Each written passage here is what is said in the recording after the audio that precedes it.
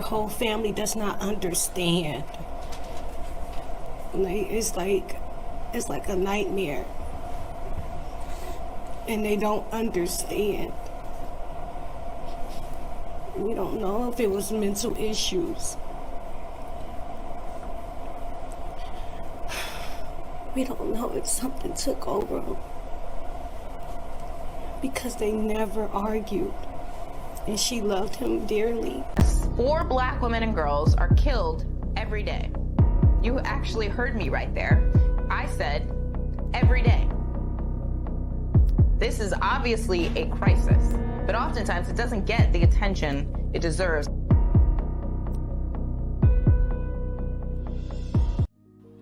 Every 5.5 hours, a black woman or black girl is killed, typically by a black man. This is the story of Margaret Mack.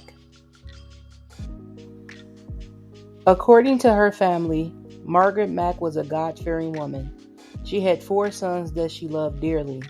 She spoke to her sons every day. She was a loving grandmother, and she had a lot of grandkids. Desjaun Mack lived with her throughout his life. She always took care of him. She was very close with his other siblings as well. She treated his mother like her own daughter, and they never argued or got into any disagreements. On Thursday, March 24, 2022, 911 received a call from a man claiming Margaret was cold to the touch. Thursday, police say Desjaun Mack called 911 saying an elderly woman was having trouble breathing. When officers got to Legacy Place Apartments in Southfield, they discovered the victim had been shot multiple times in her room. Police say Mack gave conflicting information, at first saying he was a family friend. The 23-year-old is now charged with shooting his grandmother to death. Really makes no sense why a 23-year-old would harm not only an elderly but their own grandparent, who this family described as a loving grandmother who's done pretty much everything a great grandmother could do for them. Southfield Police Chief Alvin Barron says detectives found the weapon they believe was used in the murder hidden under a couch cushion. The family says they never saw this coming.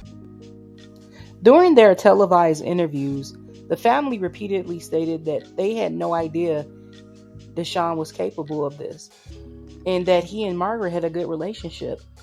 However, after doing some research online, I found a couple pieces of information that wasn't presented in these news stories. Family members said Desjaun Mack was close with his father, but moved to Minnesota for college. He returned to the area briefly before going back to Minnesota and having a daughter with someone. He randomly just came back a month ago, Courtney Mack said. He was going from house to house. He was with the mother. He was with the uncle on her side, but he always gravitated back to the grandmother because that's who he lived with at the time. Essentially, he was homeless. And if he was going from place to place, in my experience and in my opinion, that typically means he isn't getting along with the people he is staying with. Also, he has a mother and father who are both living. The article stated he always stayed with the grandmother. What was going on with his parents to where the grandmother was raising him?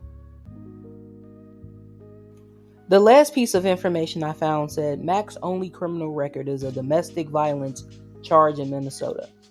He had a baby and randomly returned home. That's not random if there's a history of domestic assault. I honestly don't believe most black people take domestic violence seriously.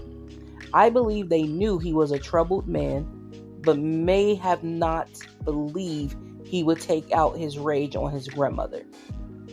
This story was tragic and horrific. To be killed at 73 by your 23-year-old grandson, that was 2 lives lost. Rest in peace, Margaret Mack. Have to tell someone that your mother is gone and that your own son did it, and he doesn't understand.